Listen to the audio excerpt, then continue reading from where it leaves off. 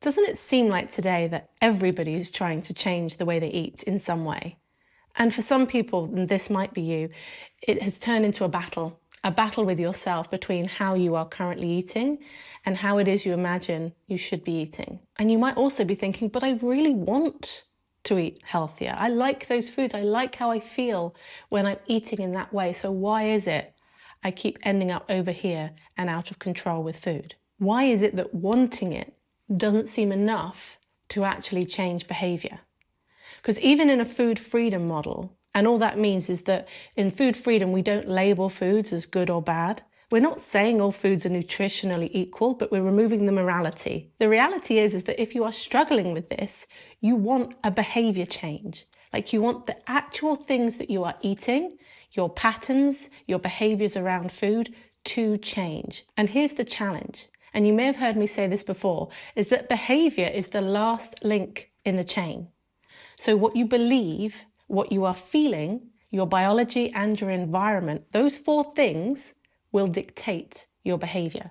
So if you are struggling to change your behavior, there is a spanner in the works somewhere in those four areas. It might only be one of those areas, but for most people, there's a bit of a combination. Now you might be thinking, but Sarah, I know somebody who just changed their behavior around food. They just decided they were going to change the way they ate, and they just changed the way they ate. To that, I would say there would need to be enough alignment between what they believed, felt, their environment and their biology for that to be possible. So let's take the person who has the big health scare. And they're the one who turned their life around because they want to transform their health. They got that health news and it shifted something in their belief system, which they believed so truly it changed how they felt. What we believe and what we feel has such a significant impact on our biology and even how we experience the signals in our body. So if we can make a decision with enough emotional weight behind it and that doesn't waver, then we're in pretty good stead to make a behavior change. The thing is, most of the people that I work with, they get the health news and it just reaffirms something in what they're already believing and feeling about themselves and how they are with food. It doesn't trigger them to feel motivated. It triggers them to feel scared and ashamed. And because fear and shame is already so associated with food, their patterns and how they eat and their cravings, their behavior then doesn't change around food, and they're in this terrible cycle, this terrible battle with themselves of trying to make those changes and it not seeming to be able to. Ultimately, the answer to the question, why can't I change the way that I eat, even though it's something I truly, truly want? The answer is, you're too conflicted. Maybe you already know that, maybe you don't. Many people won't realize just how conflicted they are because they'll say things like, I want to eat these healthy foods over here. I don't even like those other foods over there that I feel so out of control around. I don't even know why I eat them. I don't even enjoy them. And if this is you, the question I would ask you is, who is the I that's talking there? If you're in conflict, there are other parts of you that are feeling and thinking differently to the part of you that's saying, I want this. And you'll think, oh, I don't want to listen to those parts because, I judge those parts. Those parts shouldn't. They're gluttonous. They're out of control. They're the parts that just sabotage me. And if I listen to them, I give them power. Let's imagine you have a dog. Now, some of you won't have to imagine this, but if you don't have one, imagine you do. And you're at home and your dog is pawing at you, trying to get your attention. But you're doing something very important and you need to get it done. So you're aware that the dog is pawing at you, but you're doing your thing. You're thinking, I'll get to that.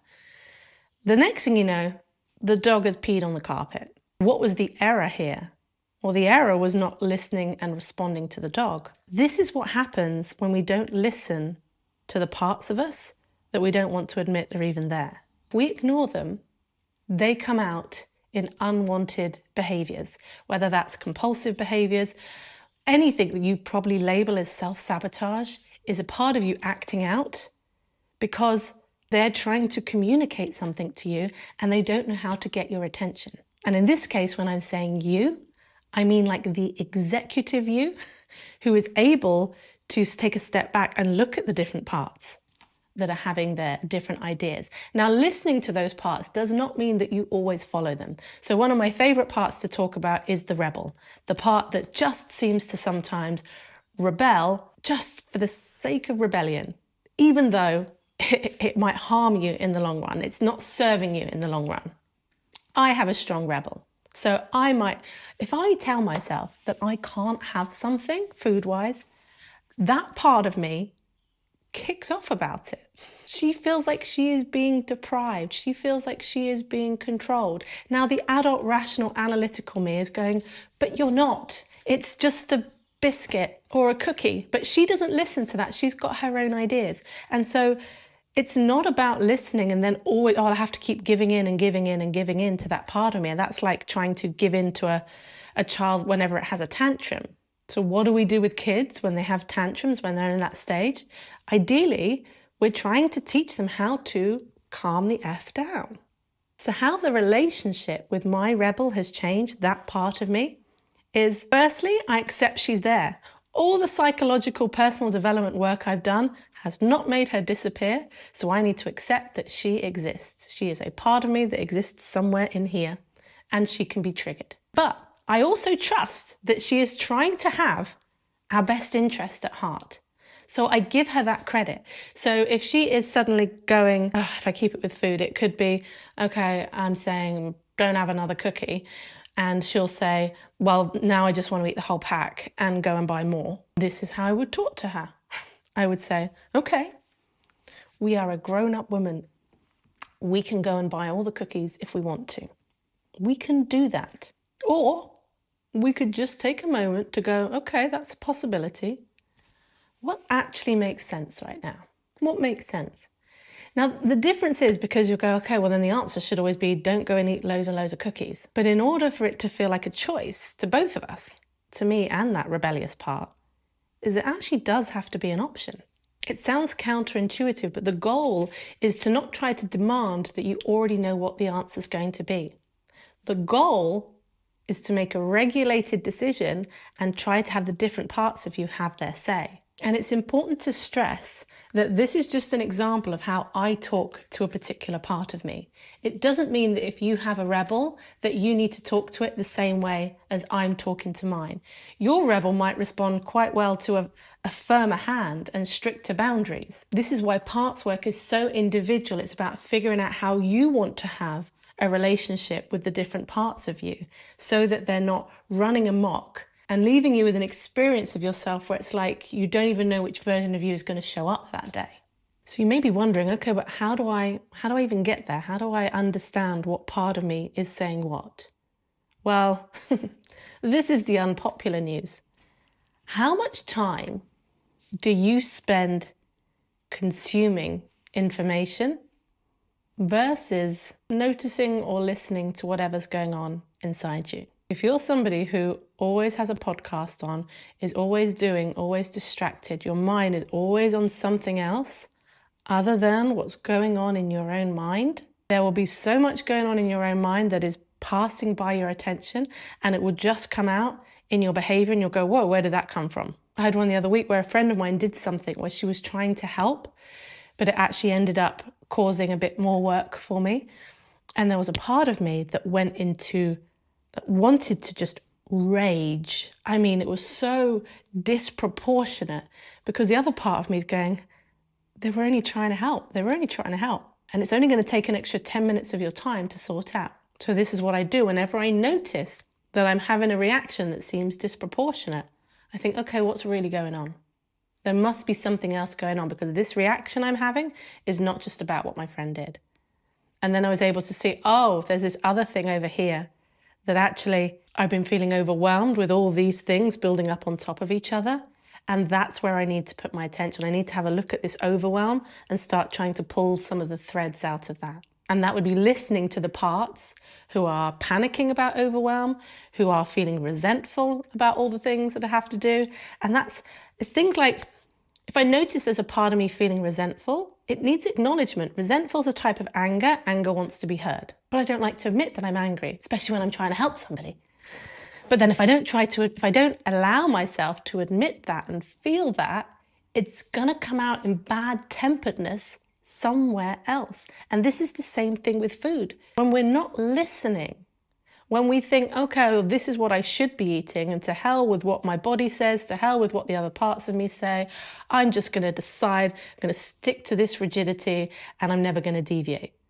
There's only one part of you that thinks that's a good idea. There's a whole cacophony of other parts that's going, don't do it, stop, we're going to start having a tantrum. For many of us anyway, this is the confusing thing, because there are people out there who can do it, right? And for the longest time, I judged myself for not being one of those people. And here's the shocker, that only made it even worse. So in order to understand our own personal processes better, we need to have some compassion for our processes. Because some of us are very complex, deep thinkers and feelers, and other people aren't, or don't seem to be anyway. And there are extra challenges sometimes that come with being deep thinkers and deep feelers. But personally, I wouldn't have it any other way. If we can enjoy the self-excavation stuff when we're looking at ourselves and trying to figure some of this stuff out, that energy of like, oh, look, I found another part that's saying this, rather than, oh no, there's a part of me that thinks this. That is how we start to transform our relationship with ourselves, transform our relationship with food, and our relationship with life. In a couple of weeks' time, I am running my next intuitive eating course, and I call it Your Intuitive Eating Blueprint, because it's not about just taking the 10 principles of intuitive eating, trying to learn what they are and trying to do them. No, this is about parts work. So listening to the parts of us that think intuitive eating is a load of crap and intuitive eating won't work for me. I welcome resistance. I welcome it in you. And the reason why I can welcome it in you and with the people that I work with is because I've made peace with it in myself. If I judged my own resistance, I wouldn't be able to help but judge yours as well. Although I feel like I'm going off on a tangent here, but it's a 6-week course delivered live by me, so it's interactive. If you want to join us for this round, I'll pop a link below. If you're watching this in the future, I hope everything's okay over there, but you can check on the link and see when the next dates are going to be. And as a reminder, I run groups, support meetings, workshops, so you don't have to only see me on YouTube. We could actually interact. Although, I'm not doing a very good job here at seamlessly weaving in my offerings, but at the end of September, I'm doing an ADHD and binge eating workshop that is in person in Bournemouth. Link below. Okay, enough of me promoting my stuff. Thank you for watching, and I'll see you on the next video.